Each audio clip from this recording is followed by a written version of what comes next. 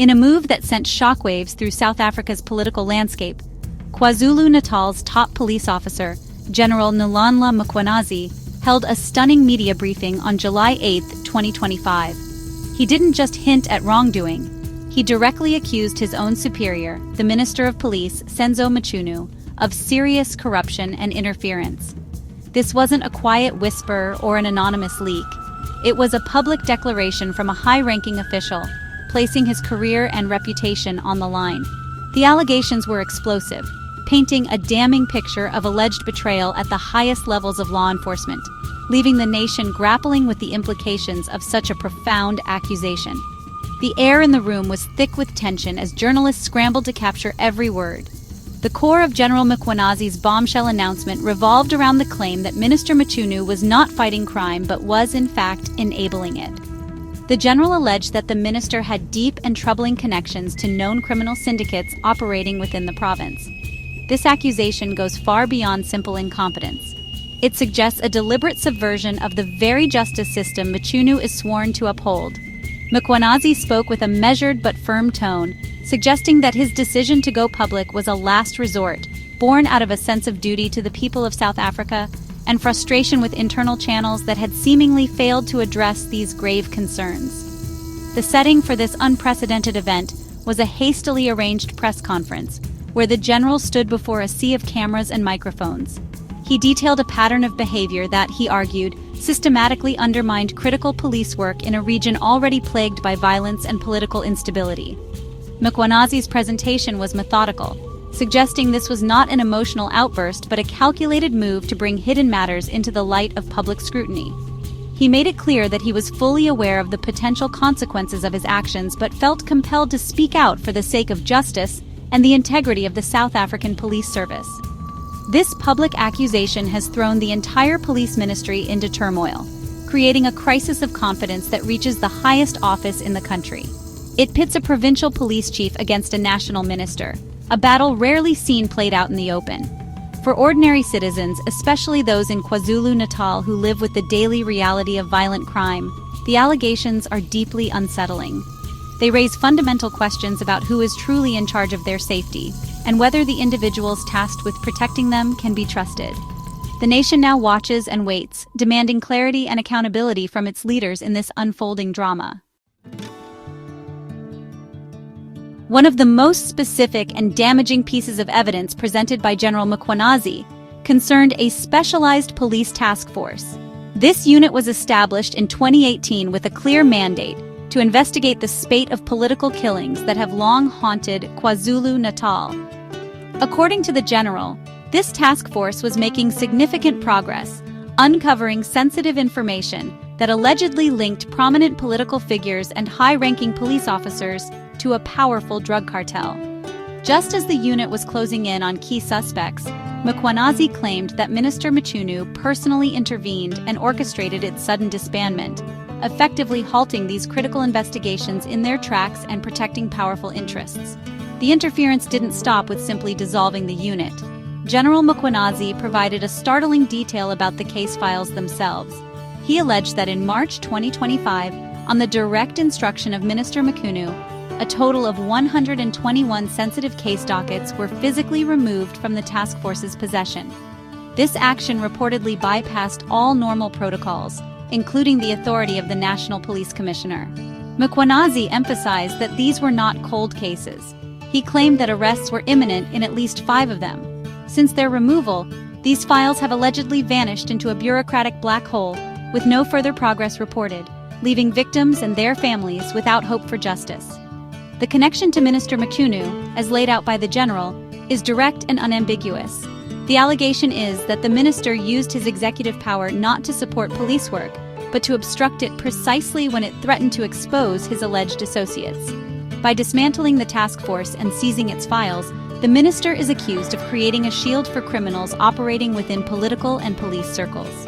Mkhwanazi's narrative suggests that every time investigators got too close to a sensitive truth, the minister stepped in to shut them down, making it impossible for police on the ground to follow the evidence wherever it might lead, especially when it led to the powerful and well-connected. This alleged pattern of interference is crucial because it points to a systematic abuse of power. It's not just about one case or one decision. It's about a leader allegedly manipulating the levers of the state to control outcomes and protect a criminal network. The disbandment of a successful task force and the confiscation of its active case files are actions that cannot be easily explained away as routine administrative changes. For many, this evidence, if proven true, represents a profound betrayal of public office and a direct assault on the rule of law in South Africa, undermining the very foundation of the country's criminal justice system. The allegations took a more personal turn when General Mkhwanazi drew a financial line connecting Minister Mchunu to a controversial businessman named Vusimuzi Matlala. Matlala, who was arrested in May 2025 for attempted murder, held a lucrative contract to supply services to the police. Mkhwanazi presented evidence, including copies of text messages and a payment record, which he claimed proved that Matlala was a key financial backer of the minister. This accusation suggests a corrupt relationship where a government minister allegedly benefits financially from an individual whose company, in turn, profits from state contracts, creating a glaring conflict of interest that compromises the minister's integrity. This financial link is further entangled with a major procurement scandal known as the Medicare 24 tender. Under this tender, a staggering 50 million rand was reportedly disbursed under highly questionable circumstances, and Vusimuzi Matlala is a central figure in this investigation. General Mkhwanazi's allegations imply that Minister Mchunu's connection to Matlala may have influenced this tender process, raising questions about whether the minister's role was to facilitate or protect these corrupt dealings. By linking the minister to both Matlala and the tainted Medicare 24 tender, the general painted a picture of a network where public funds were allegedly siphoned off through compromised contracts involving the minister's close associates. In response to this barrage of accusations, Minister Senzo Mchunu has issued a firm and categorical denial. He has publicly dismissed the claims as wild and baseless, vehemently stating that he has no improper ties to Vusimuzi Matlala or any criminal elements. The minister has also flatly denied playing any role in the decision to disband the KZN task force or in the removal of its case files. His position is that he is the victim of a malicious smear campaign designed to destroy his political career and reputation. The stark contrast between the detailed accusations and the sweeping denials has created a standoff, leaving the public to wonder which version of events is true. The national leadership has been forced to react to the escalating crisis. President Cyril Ramaphosa has described the situation as a matter of grave national security concern that is receiving the highest priority attention. Meanwhile, the National Police Commissioner, General Fanny Masemola, is expected to formally address the conflict between his subordinate and the minister. The situation is further complicated by other recent turmoil within the police service, including the separate arrest of the National Criminal Intelligence Chief in June 2025 for fraud, suggesting a deeper, more systemic problem of corruption within South Africa's law enforcement agencies. The bombshell allegations leveled by General Mkhwanazi against Minister Mchunu are profoundly important for South Africa because they strike at the very heart of public trust in leadership. When a provincial police chief feels compelled to publicly accuse a national minister of corruption, it signals a catastrophic breakdown in the chain of command and institutional integrity. For a country already battling high levels of crime and widespread public cynicism towards politicians, this affair reinforces the perception that those in power may be serving their own interests instead of the public's. The trust between the people and those sworn to protect them is fragile, and this scandal threatens to shatter it completely. This case is no longer just about one minister or one police commissioner.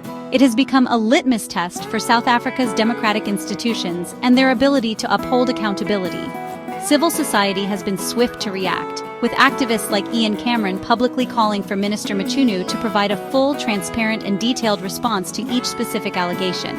General denials are no longer sufficient. The public is demanding more than just political rhetoric.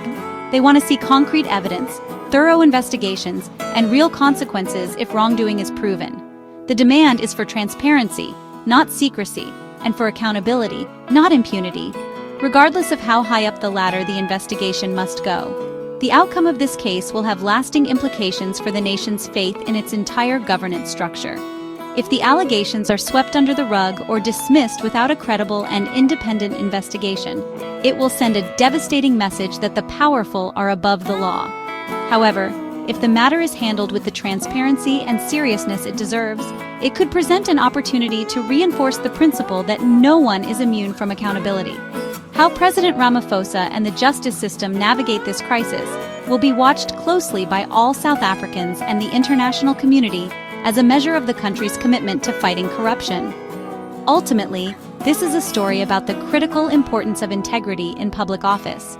Leaders, especially in law enforcement, are expected to embody the highest ethical standards. When that trust is called into question so dramatically, it corrodes the social contract between the government and its citizens. The path forward requires a clear, impartial process to uncover the truth wherever it may lead. For the sake of South Africa's future, the questions raised by General Mkhwanazi cannot be left unanswered. The nation's trust in its leaders hangs precariously in the balance, awaiting a resolution that is both just and transparent.